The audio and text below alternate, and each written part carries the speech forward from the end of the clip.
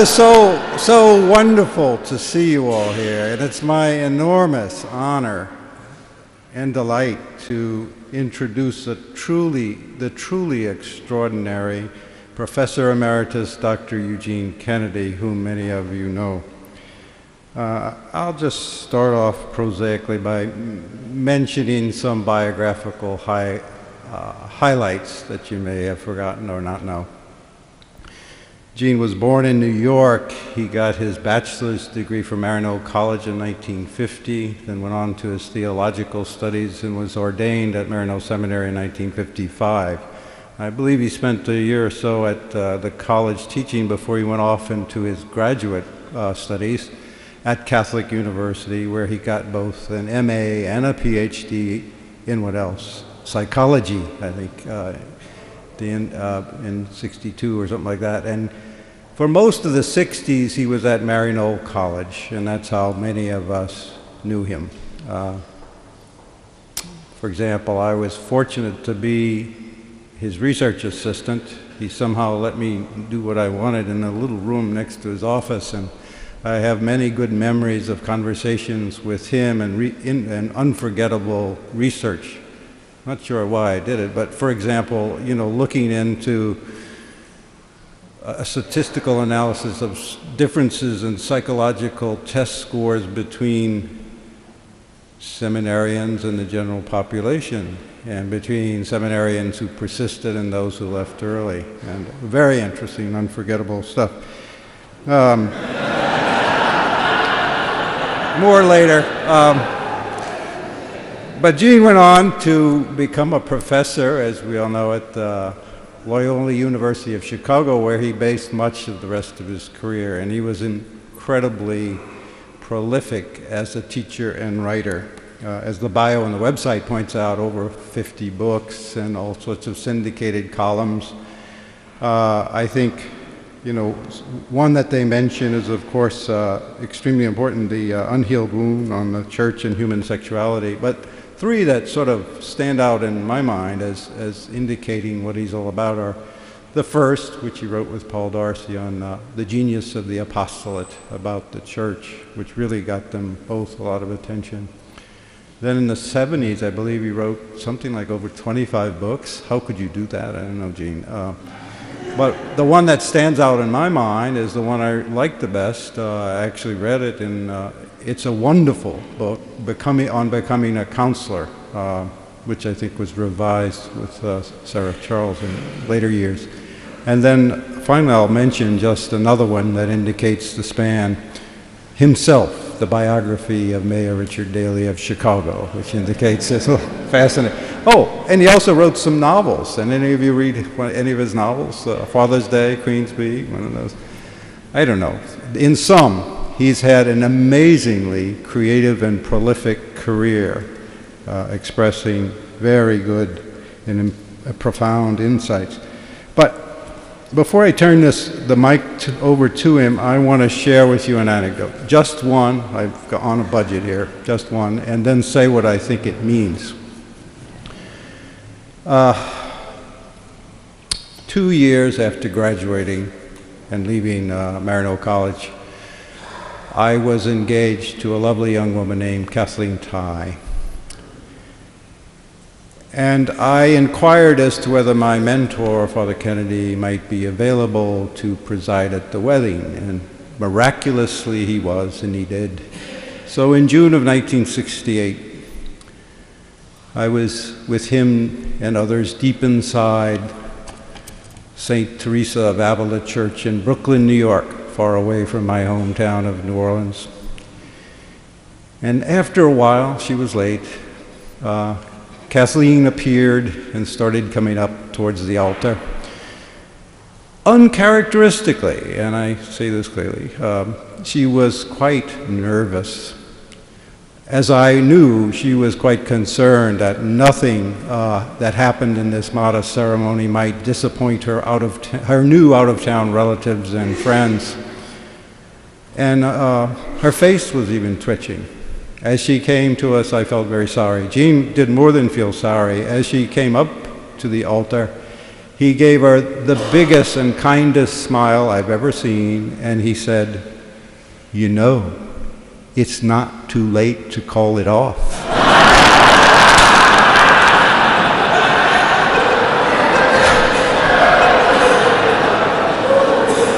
She burst out laughing, and with that laugh, all the tension evaporated like a puff of smoke. And during the rest of the ceremony, she was positively glowing with joy, and that joy persists to this day.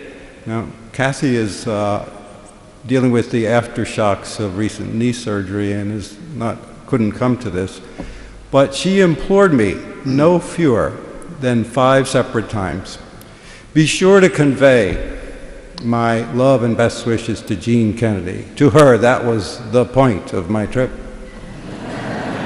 So what does this story mean? I think it's something broader. It's a marker, one of many of a more important set of points, which is Jean Kennedy emanates a spirit of acceptance and affirmation. As a friend and as a counselor, he has shown an unending drive to understand, appreciate, and help, as opposed to the impulse so many of us mortals have to quickly analyze, judge, and issue instructions to the other person. More than any other person I've ever met, I think he approaches the ideal type of the psychological counselor who strives to implement the true spirit of the second of the greatest commandments of which Jesus spoke, the importance, the principle of loving one's fellow humans. We are very, very fortunate to have him with us today and to hear what he wishes to say. Gene.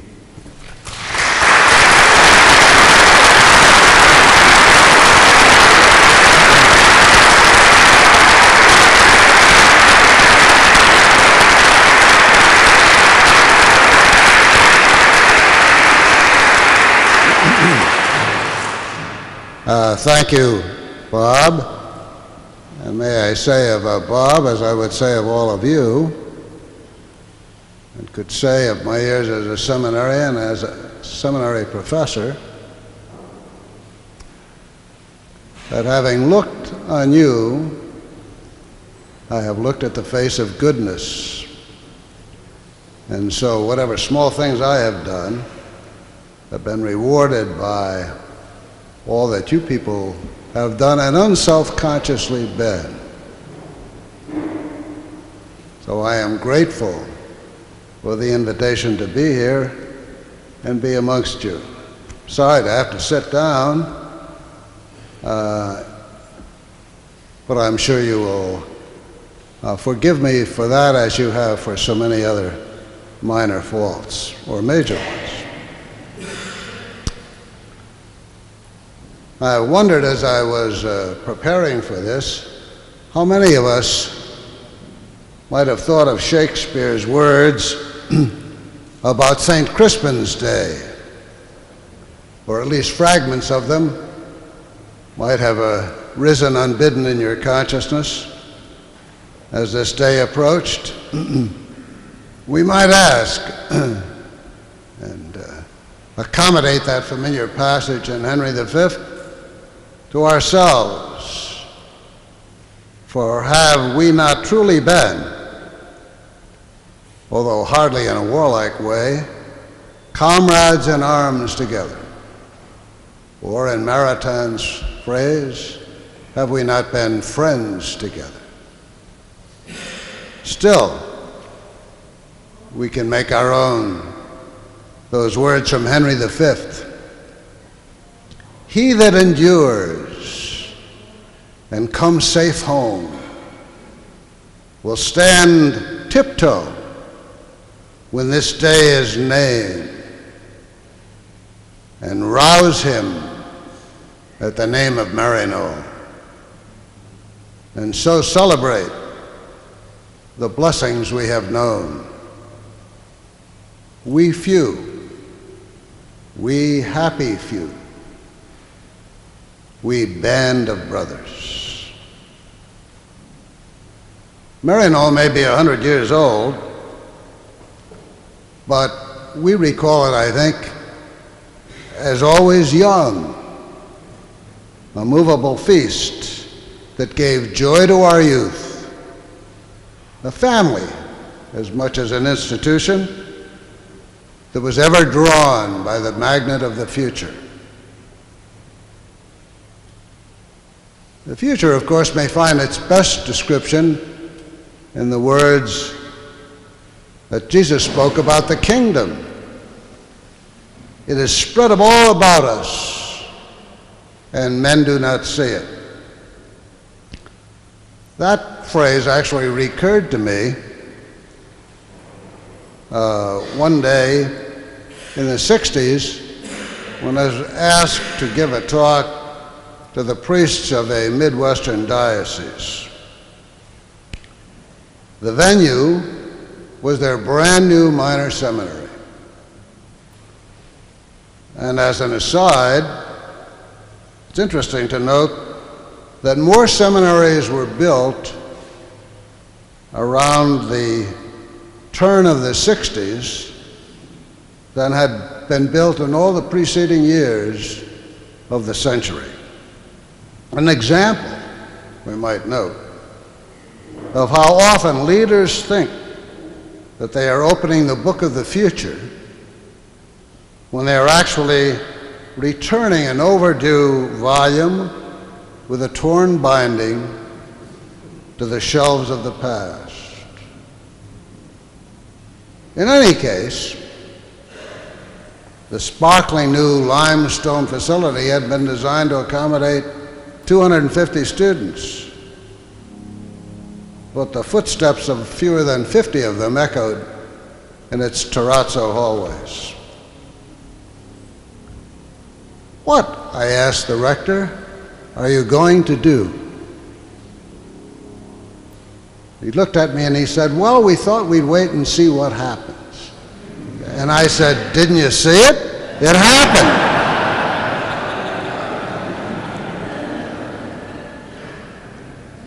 This is true of the future that is such a growth industry in this country.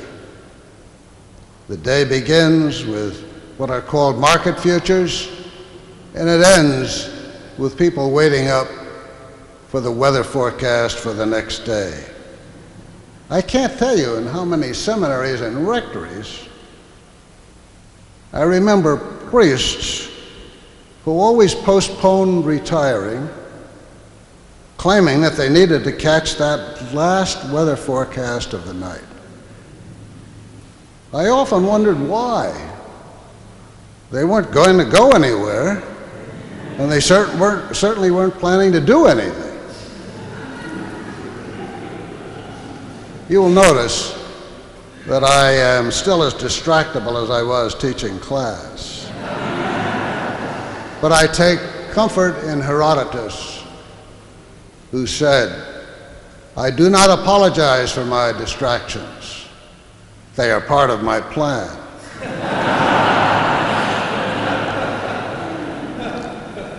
The future is indeed spread about us, just like the kingdom.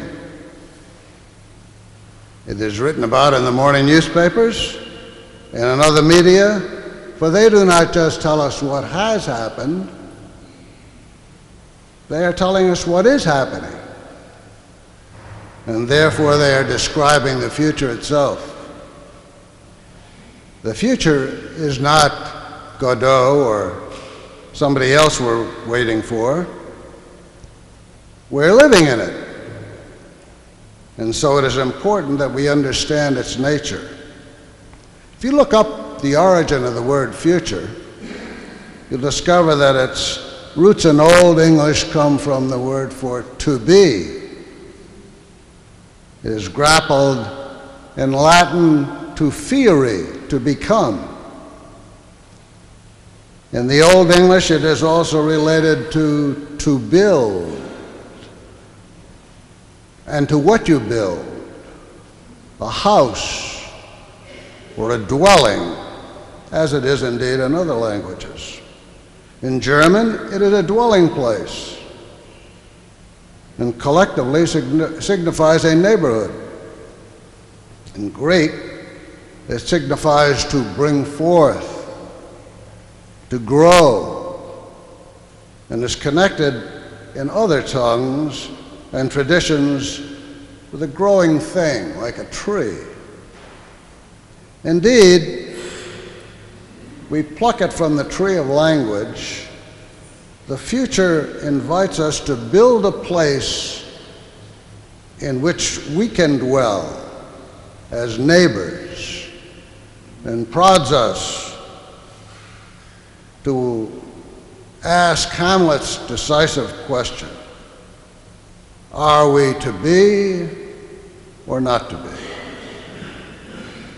This, we may truly say, is a mystery. That is part of our concern this morning.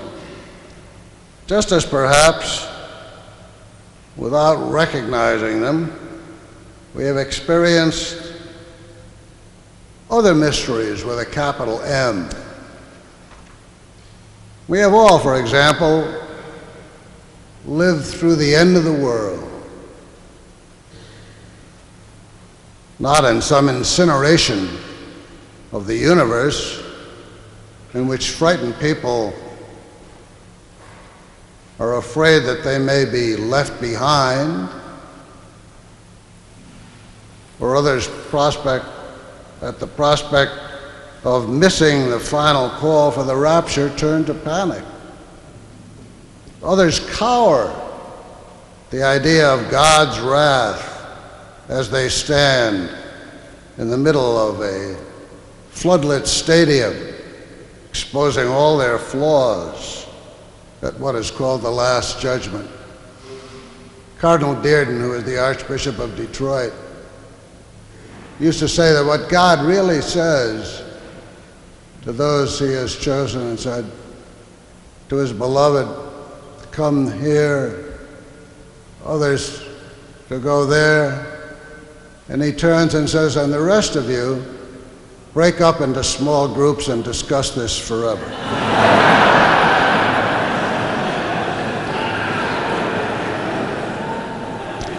But we have passed through the Last Judgment in the mythological and therefore mystical and sacramental sense of this familiar phrase. For the world comes to an end every day, at any time that we see deeply into its radiant nature.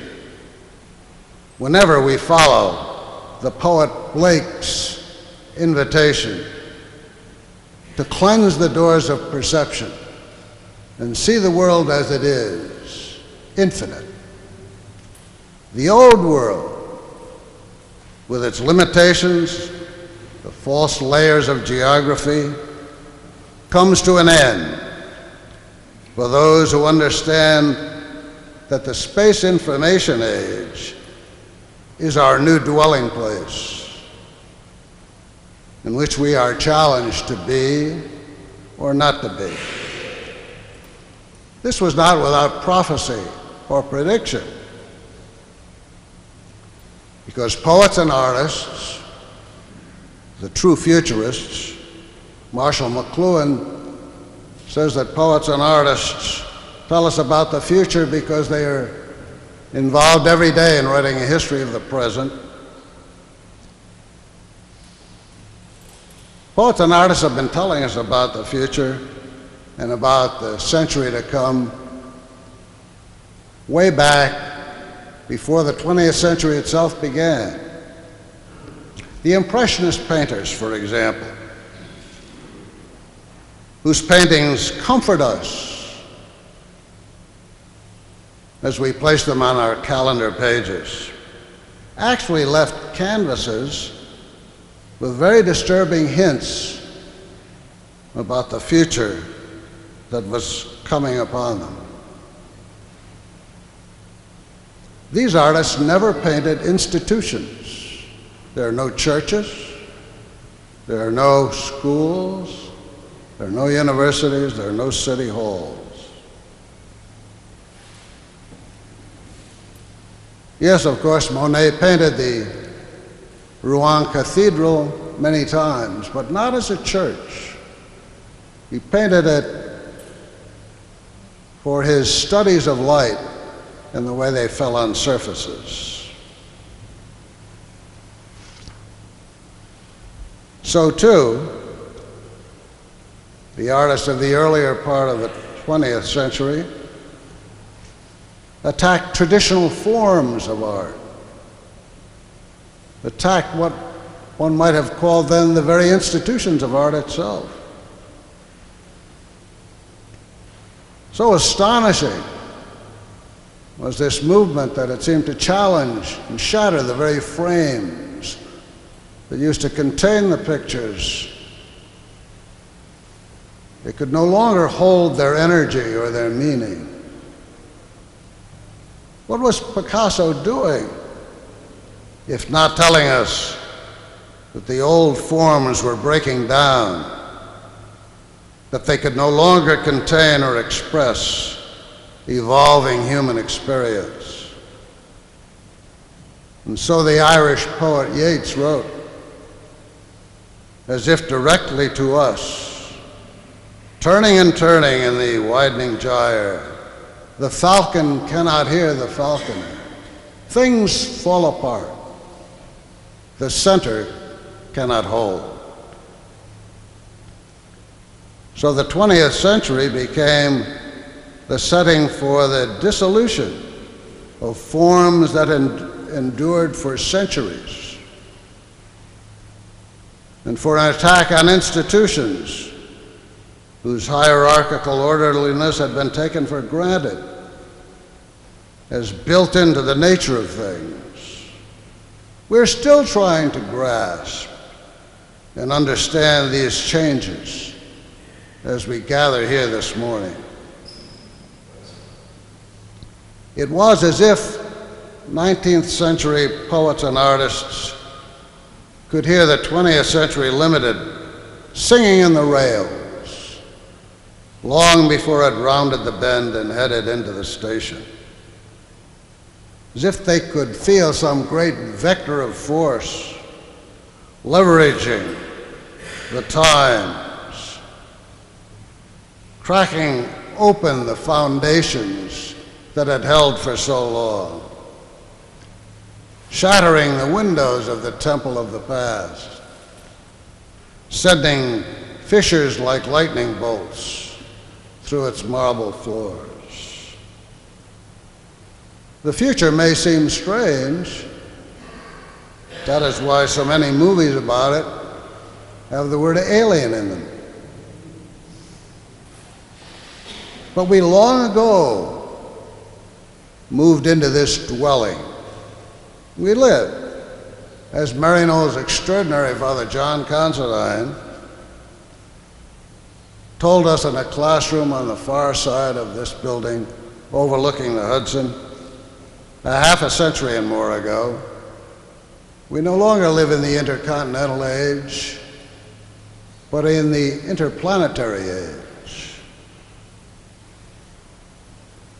While I have been talking, for example, a robot has continued to trundle across the surface of Mars, taking samples of its soil, and transmitting these data to Earth to be analyzed, with the possibility of our visiting Mars and making a dwelling there later. 2 weeks ago, this very morning, the space vehicle Juno was launched on a 5-year journey, traveling between 33,000 and 133,000 miles an hour, heading to Jupiter, a planet 1,300 times larger than Earth. Scott Bolton, the principal investigator, says of this mission, and how interesting that they call these missions. Jupiter, he says, is the Rosetta Stone of our solar system. It is by far the oldest planet, contains more material than all the other planets, asteroids and comets combined, and carries deep inside it the story not only of our solar system, but of us.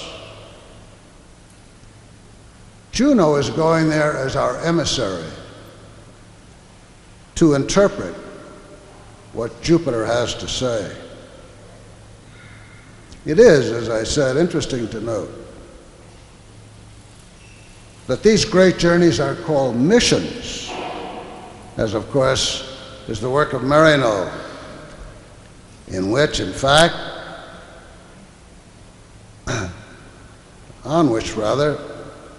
they cast the light of the space information age that began just halfway between Maryknoll's founding and our gathering here today.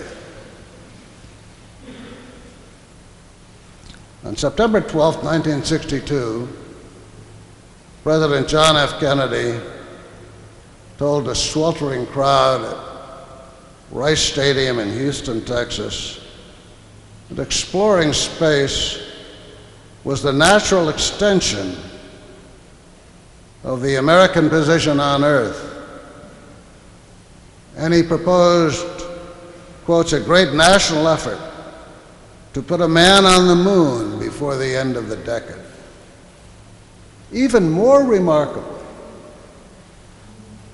just a day less than a month after Kennedy spoke, on October the 11th, Pope John the 23rd opened Vatican Council II,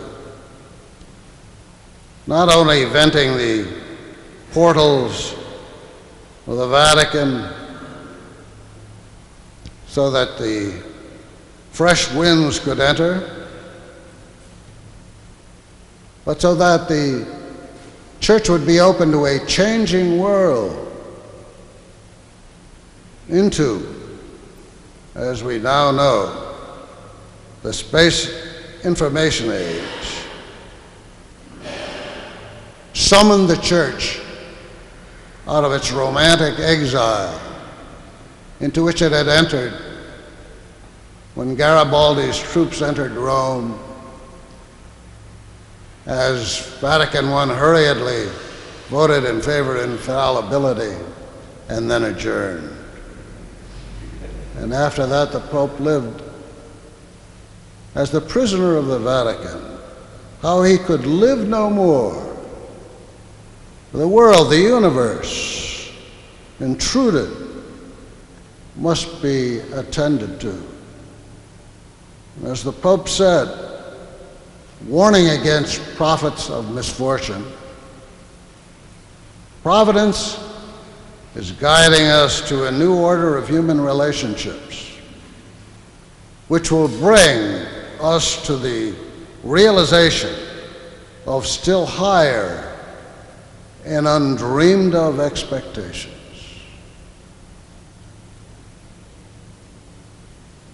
And of course, in July of 1969, American astronauts landed on the moon on a hazy July night. And by the miracle of television, beamed back to us our first view of Earth, blue and green, the only blue and green object in what could be seen of the universe. And they sent back the remarkable symbol of the future we are talking about and in which we live, and the symbol of the changes that have occurred in the 20th century that we are still working out. They sent the wonderful picture of Earthrise. And Earthrise challenged the entire conception that had ruled our understanding of the world and ourselves and of the way our institutions were constructed. Before that, the model had been that derived from the observations of priests in the land we now call Iraq 4,000 years before Christ, when they first observed the passage of planets through fixed stars. And they gave a model of the universe with the heavens above and the earth below, a division that was applied to human personality as well, where there was the higher levels and lower levels, mind and body, spirit and flesh, and that these were antagonistic to one another. The entire hierarchical structuring of the world grew out of these observations, as indeed did astronomy and astrology. In that one moment, seeing Earth rise, this entire concept was challenged, because we could see that the Earth was not separated from the heavens, but that the Earth was in the heavens. And if there was unity in the universe, so too there was unity in the human person.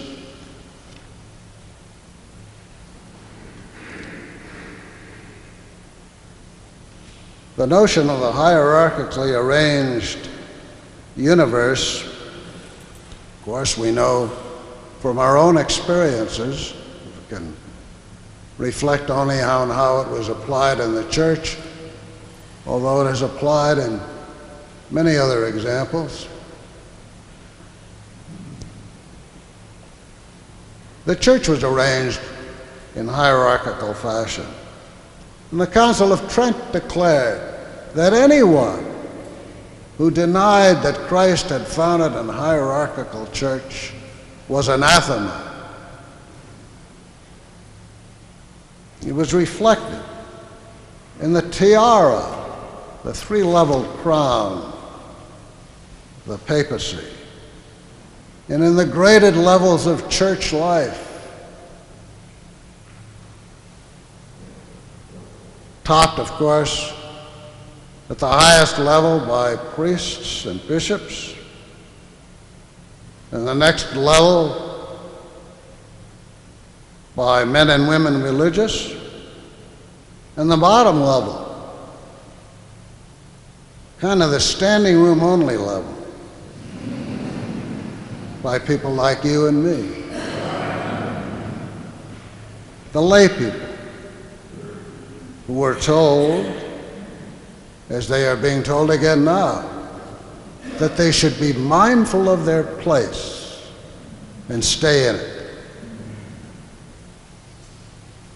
So too the human personality was ranked in hierarchical fashion, because the spirit, as I suggested, was superior to the dead weight, dangerous too, of the flesh, as the mind was superior to the equally burdensome body.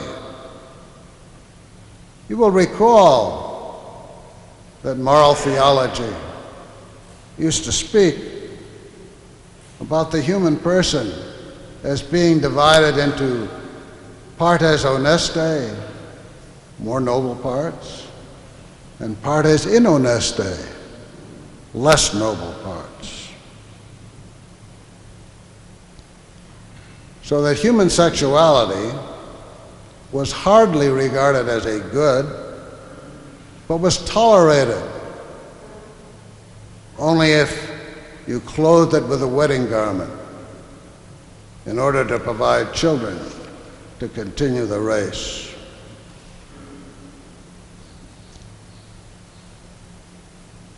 As the first Earthrise was transmitted back, all of these hierarchical distinctions, everything that depended on the heavens and the earth being separated, collapsed.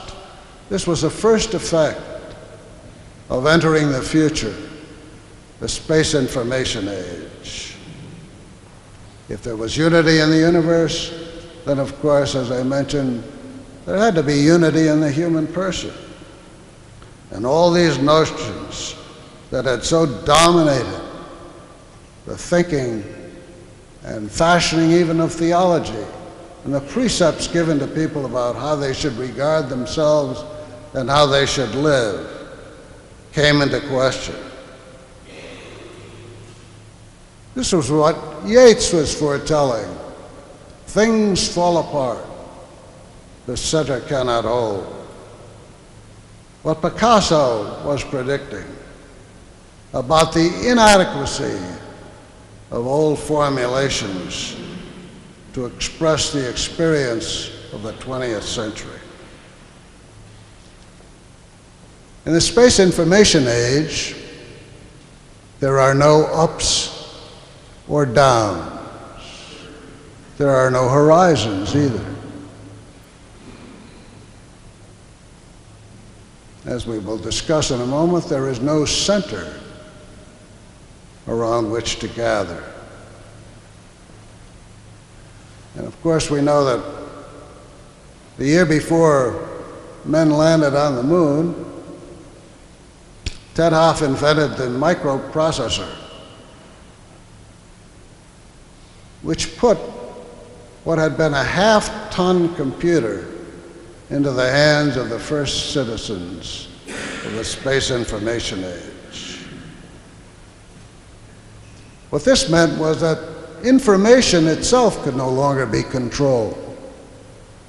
And the control of information was one of the characteristics of hierarchical structures, where information was kept at the top and was regarded as a stock good, when in fact information by its very nature is a flow good, is meant to be disseminated.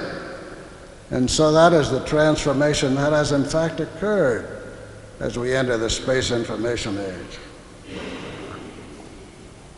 People are pestered by that. They are troubled by it. Some of the manifestations, such as leaking secret documents, seem to be outlandish, but these are the signs that we are already well into this future. And the signals and signposts we followed in the past are no longer helpful. Vatican II, long before General Motors or General Electric, responded to the advent of the space information age with the optimism of G.K. Chesterton, who wrote once, "The ordinary progressive position is that this is a bad universe, but will certainly get better. I say it is certainly a good universe, even if it gets worse."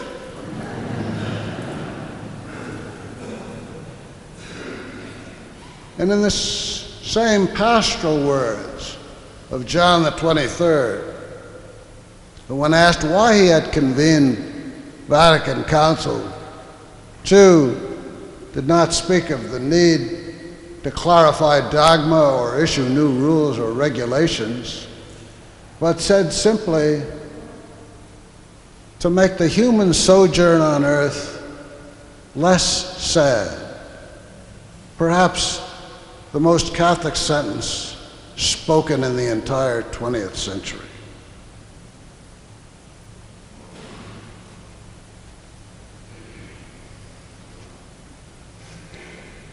So too, the Council's central response, in anticipation of the space information age, way ahead of the big companies I mentioned a moment ago, was to return to the governance of the early church, the collegiality that meant that everything did not depend on the center.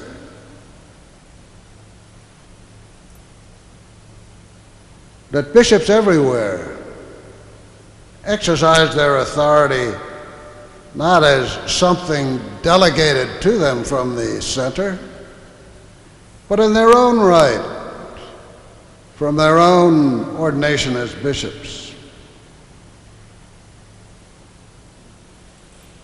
So too, the council emphasized the authority of the local churches and the national conferences of bishops to understand and respond on their own without referring everything back to the center of the challenges and problems of their own jurisdictions. Do missioners bring religion from the center to the peoples whom they serve?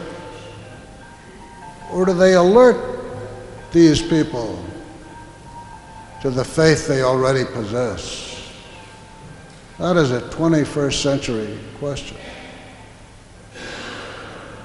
And may I suggest that the great problems that preoccupy us in the church today are functions not of heresy or of those who would hunt heretics, but rather of the institutional church's understandable but tragic inability to understand, embrace, and adjust itself to the space information age, resulting in its inability to re-enter the Earth's atmosphere without burning up and raining down, as some of it sadly does, as space debris. The only defense against such space debris is to get out of the way. But first, let me pose a question. When, as a foreign correspondent during World War II, future New York Times executive Harrison Salisbury attended midnight mass at St. Peter's in Rome, he felt in his Protestant soul, yes, he said, this is the center of the religious energy of the world. We gather here, in fact, at a place we call the center. Maryknoll, like any religious group, is filled with center houses. What does that mean in the space information age? When visits to the planets are term missions, when we recall Giordano Bruno's writing centuries ago, that there is in the universe neither center nor circumference. We know that the vast, unchartable nature of space and of the pileup of the universes upon universes, some like ours, perhaps, and some not. But this is where we live. And it is hard to say where and if it has a center. The institutional church was able to stave off the little space age that was the threat posed by Copernicus and Galileo by controlling them and by not allowing that information to be distributed or read by other people. They have only caught up with forgiving them in the last generation. You know, they will forgive anything except your being right. But the church cannot stave off or suppress the big space information age that has now enveloped it. It is struggling to remain at the center when no center can be located, and when no up and no down mean that the hierarchical model is a misleading map to both the universe and to human personality. May I suggest that the preoccupying crisis of the first decade of the 21st century, the sex abuse crisis, is a function, not as some have naively suggested, of the sexual revolution, but of the hierarchical model that had been superimposed on the church, that at its heart is a mystery of a people of God. The hierarchical template created the zone of preference, privilege, and exemption from ordinary experience that was the raw material of clericalism. The latter was the breeding ground for the sex abuse crisis that built up pressure against its hierarchical containment and blew open, not because of investigative journalists who chronicled it, but because it could not survive, it could not be suppressed, it could not be contained in the space information age, in which the official church cannot preside at the center, because there is no center, and can no longer control the distribution of all information. As sad as any aspect of this crisis is, that as a function of the hierarchical system, it cannot be cured by a hierarchical system. That is why the resolutions passed by the well-meaning bishops at Dallas in 2002, revealing their hierarchical watermark by the fact that the bishops exempted themselves from these restrictions and dictates, are rules and decrees that have not been able to harmonize with the space information age. This crisis, now manifesting itself throughout the world, is not because of bad priests or bad bishops, but because it was born of, sheltered by, and is being ineffectively managed through a hierarchical system. This leaves the bishops, most of whom are really very good men, in the impossible position of not only implementing hierarchical solutions, but in fact of restoring and reinvigorating the hierarchical form throughout the church.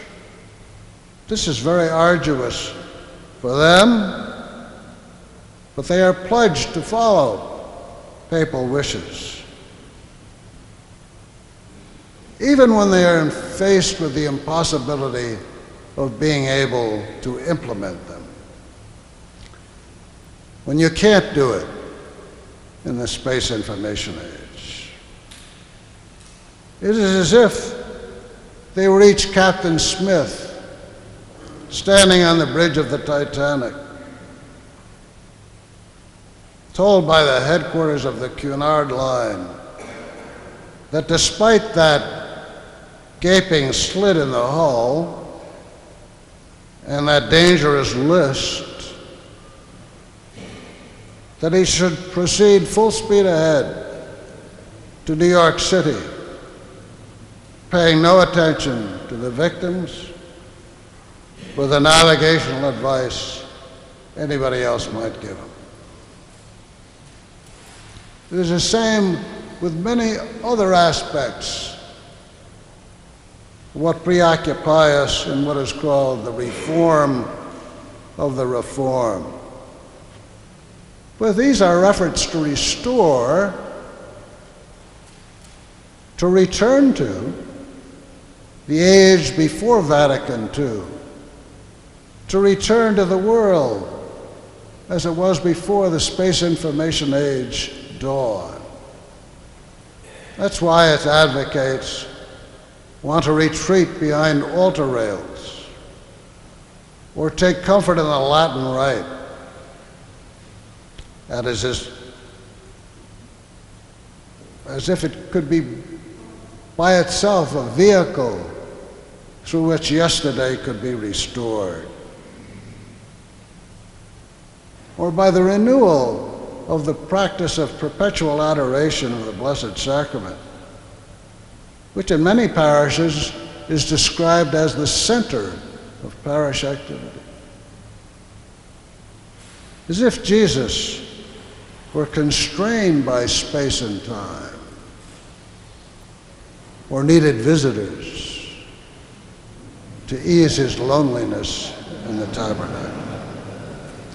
Now, if any organization is well prepared for the space information age, it is Maryknoll, because its members are always ready to take a journey. When my great friend and colleague, Paul Darcy, one of the greatest men I ever knew, studied the differences between diocesan priests and Maryknoll priests, he found that they were almost exactly the same, except for one variable. Diocesan priests were pleased to stay in one place. Maryknollers were more restless, ready to make a journey on short notice to almost anywhere, with or without baggage. That, my wife Sarah and I have often thought, is the Maryknoll gene, the readiness to take a trip. If someone came in here now and said they needed volunteers to travel to the Arctic and leave by midnight, every hand would go up.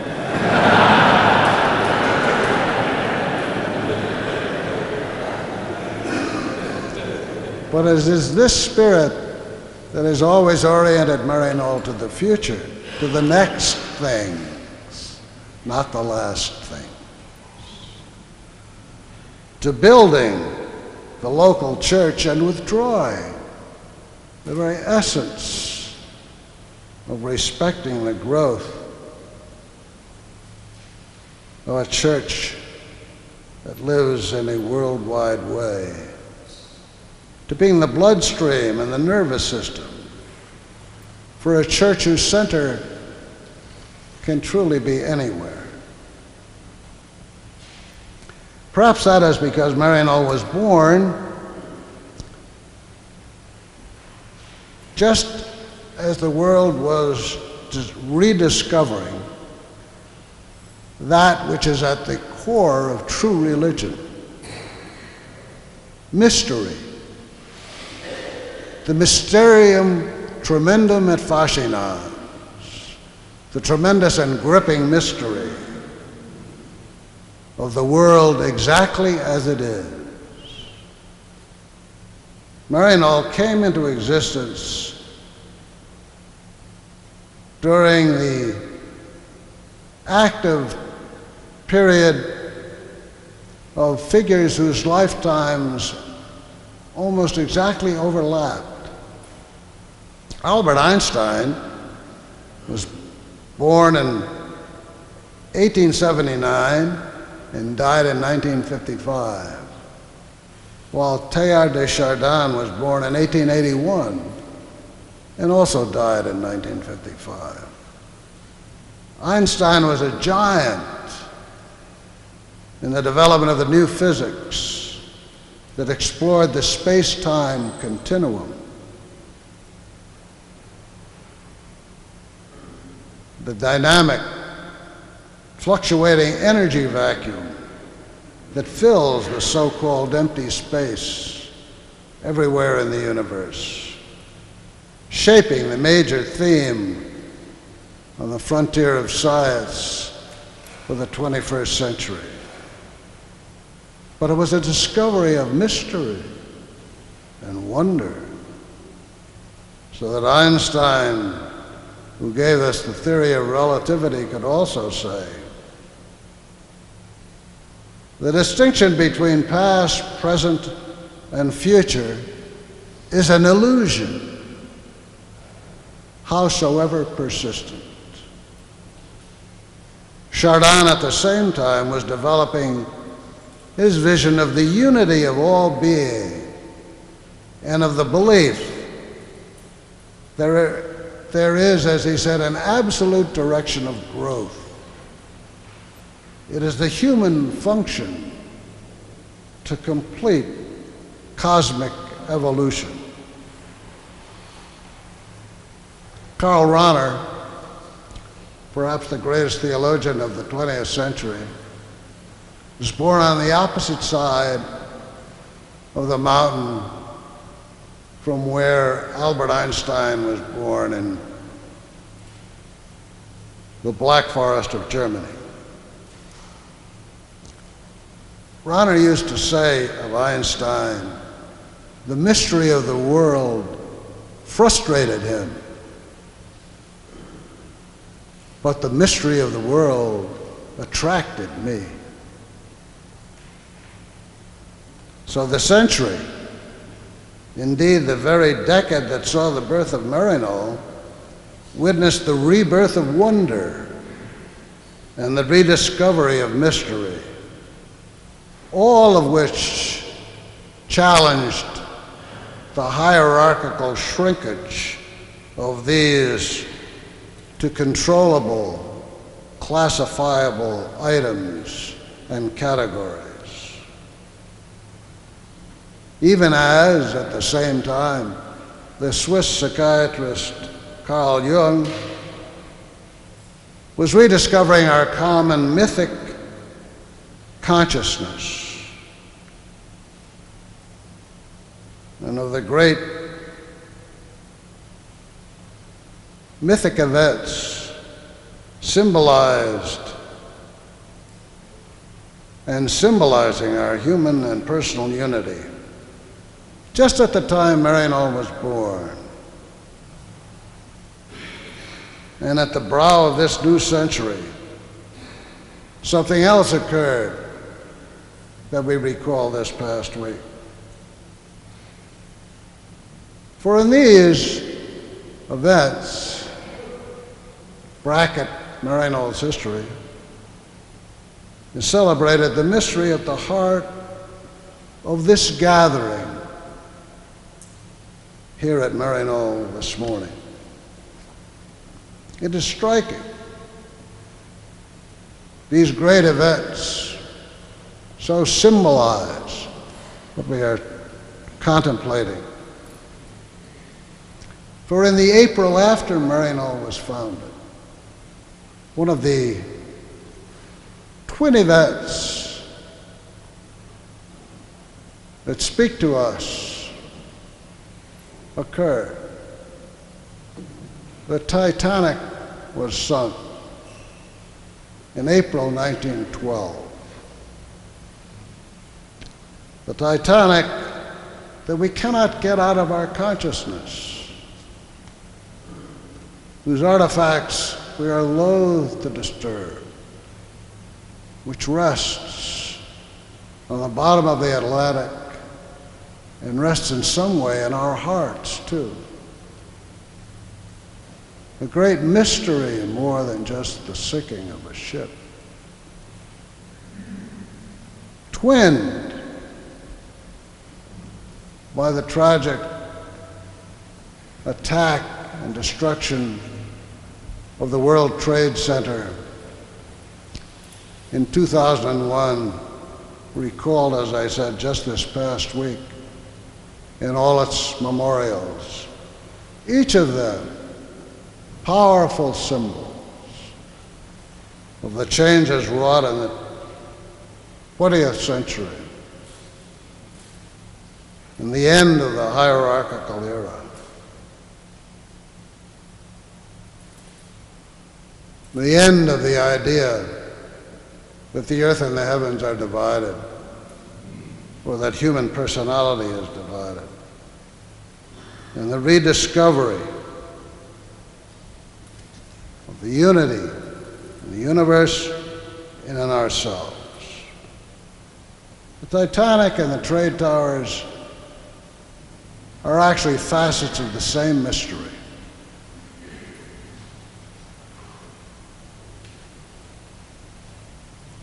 They are facets of the same myth, of the great spiritual truth of the future that is already pouring out upon us. This is the mysterium tremendum et fascinans that is at the center of life, and that can be only understood if you have a sacramental vision of it.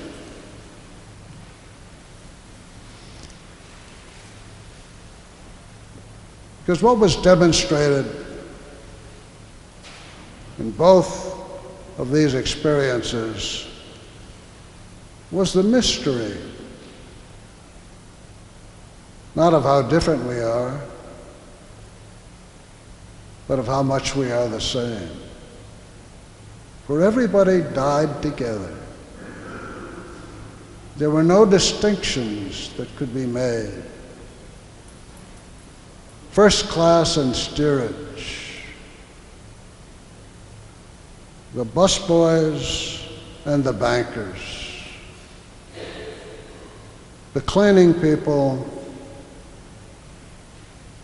and the entrepreneurs, all the people who might have been classified separately, who in this great one myth that contains the mystery of the century died together. This attests to the unity of human personality, to which we were returned in our time. The Titanic and the trade centers, they lie at the center of the world.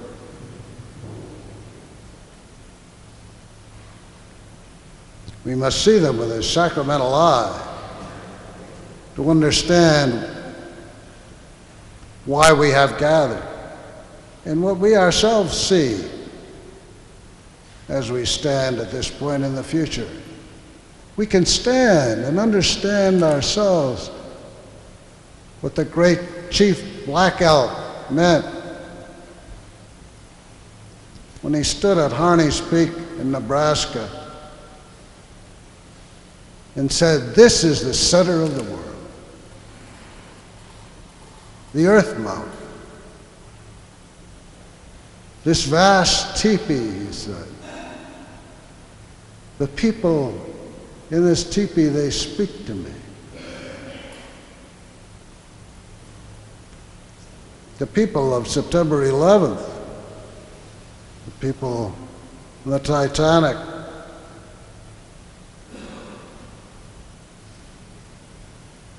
these constitute a vast teepee too, as large as the world itself. And they also speak to us. Speak to us from the center of the sacramental world.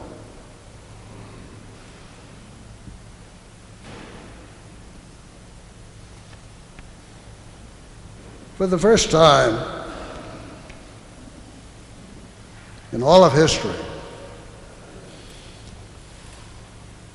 we know what thousands of people do and think when they know they're going to die.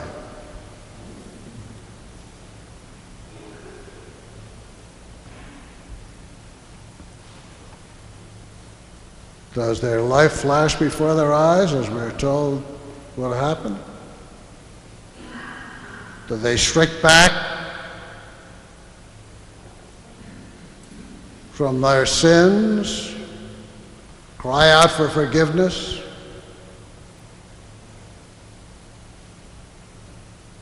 As the headsman raises his axe? Near to death, do we tumble down silent tunnels, as some people claim, lost to the everyday hubbub and business of everyday life? Now, the people in that lodge, the people at the center of the world, they talk to us. They tell us in a way what you already know and what you are affirming and confirming by gathering here this day. They tell us that certain of death, they thought about life. Faced with eternity, they plunged into time. Hearing death's door unlatch, they did not enter a plea for mercy, but instead pledged their love to their spouses and children, their family and their friends. What do people do when they know they're going to die? They do something very human. They tell somebody else that they love them.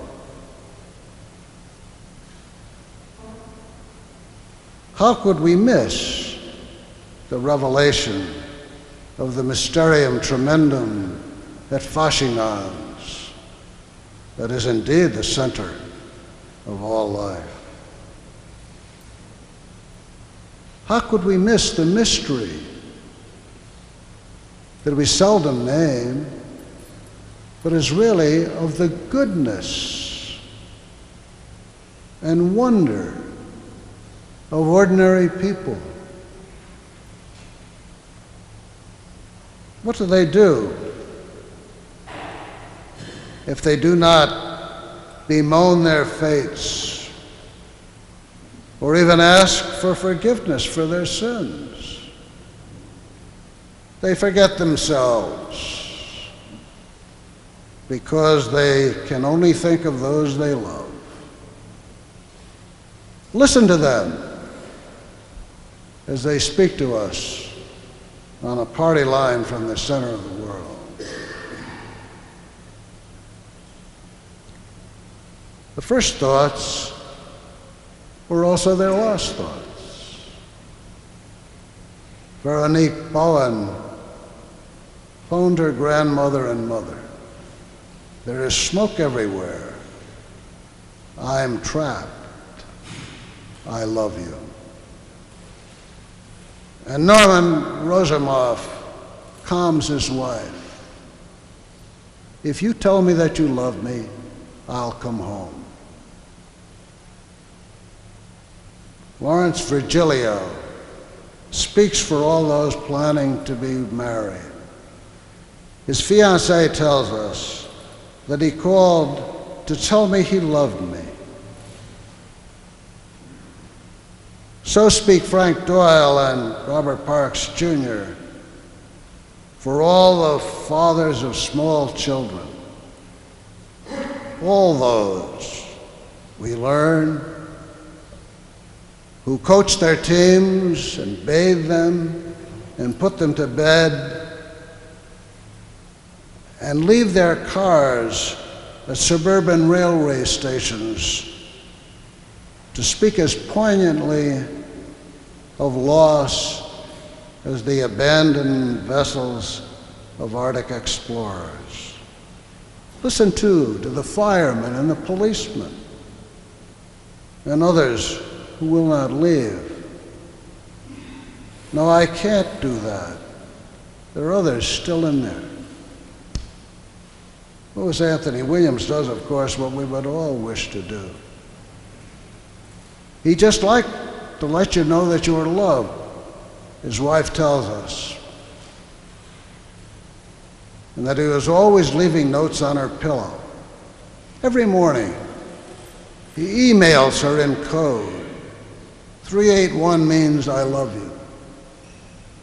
After the first plane strikes, he sends another, 31814, I love you forever. In the plains, Mark Bingham calls his mother to tell her that he loves her. And Todd Beamer reaches an operator to make sure that she reaches his wife to tell her that he loves her and that he and others are going to do something about what is happening. One is Jeremy Glick. His wife tells him, be brave, while another is Californian Tom Burnett, joined by a woman flight attendant, too. As Beamer says, let's roll. And we can stand in the lobby as well. Our eyes, those of a documentary crew. This vast lobby in the first tower that is struck, a vast eye itself, cracked, yet filled with September light, empty, as only a silent space can be after the noisy throng has passed through it. Huddled there are the firemen, looped with hose, weighed down with equipment, glancing upwards as they learn that the elevators are not working. In their eyes, and in those of the captains and the chiefs dispatching them, we read every aspect of the mystery in which they and we are immersed. Beneath their helmets, their eyes measure the 100-story climb, heaving off fireflies, sparks of urgency,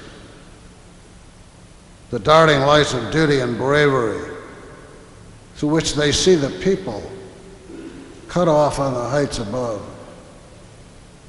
Their eyes flash with other messages, too, of their tenderness for those they love, their regard for each other, the eyes of men not looking at this terrible moment for a way out, but for a way in.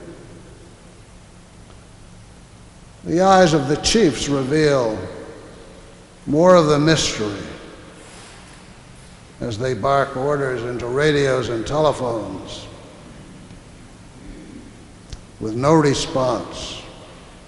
Professionals trying to find out what we know, that the building is dying, and hundreds of firemen climbing the stairs will go down with it. A woman in the tide streaming down later tells columnist Mike Maryknoll how she dreams of their faces and their eyes, noble and set, as they headed towards the darkness and death above. We see Fire Department Chaplain Michael Judge whispering prayers near the chiefs. Their eyes, those of fathers anxious for the sons they have sent to sea, filled with a growing sense that they stand together in the eye of destiny's perfect storm. We can see the lives of the dead in perspective. All these people who seem so different, not just in these last moments, but because they entered them from different angles, already whole, each and every one of them. We can see them as God sees them on Judgment Day. Wiped out are all the distinctions so laboriously made by so many who do not understand.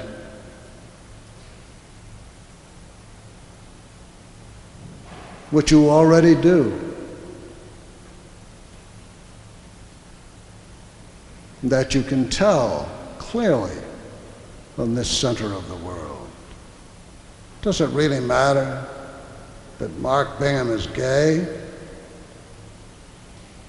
or that Michael Judge is too, or that Beamer is Protestant, Burnett a Catholic, and Glick a Jew,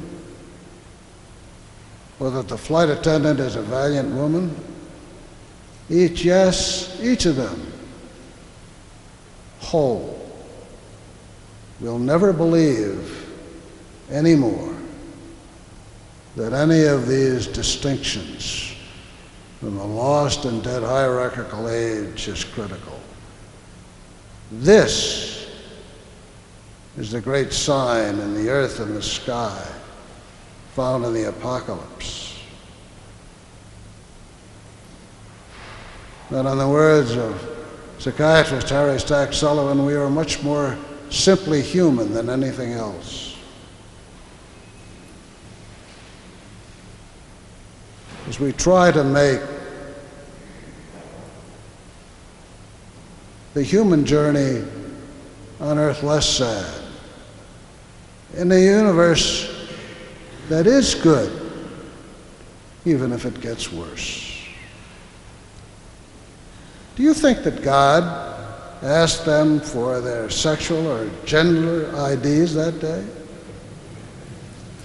You think he paid any attention to the sexual feelings they had, or the stray carnal images or distractions that flowed through them as they do through all humans? These are but heat lightning, the northern lights, the Perseid meteor shower, or even a brief lightning storm in the long summer of life. We understand at last the gospel story of the good and bad seed is really the story of the last judgment. What is good and bad is grown together on Judgment Day. God only harvests what is good, what is healthy in us, what is at the center of us. And he ignores the weeds that belong to time. The world came to an end that morning, an old and false world,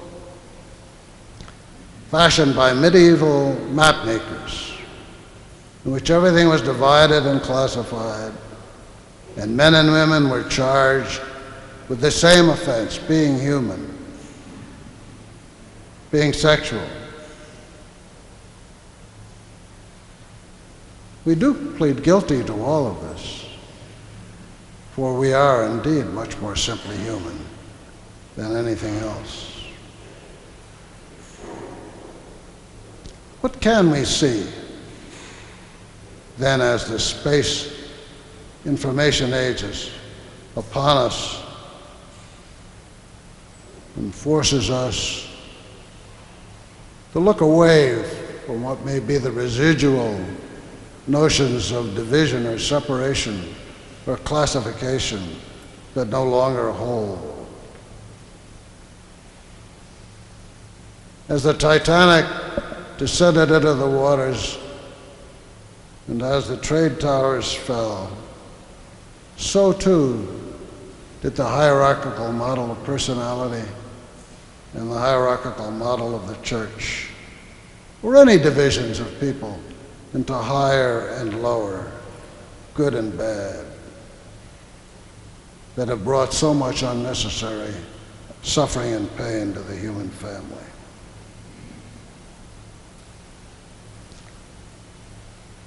Which of these do you suppose went home justified? Those who only seemed lost on September 11th were in the sinking of the Titanic, were in the great woes of life. All these, like you, who reach out to others as they reached out in their last moments to tell somebody else that they love them. I love you. If you tell me that you love me, I'll come home. I love you forever. These are the people who were found pure of heart, so pure of heart that nothing else mattered.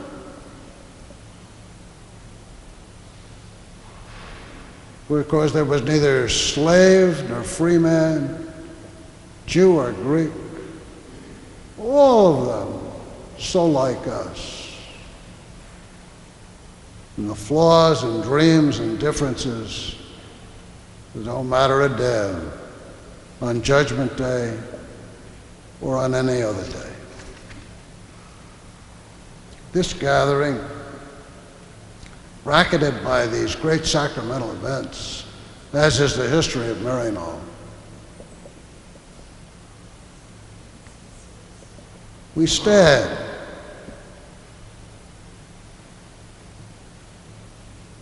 with Chief Blackout.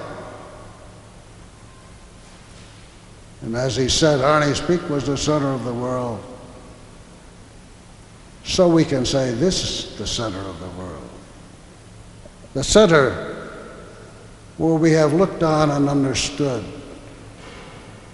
the mysterium tremendum et fascinans, the great and gripping mystery that we are one family and that we are building a place in which we can all live, called the future. Thank you very much.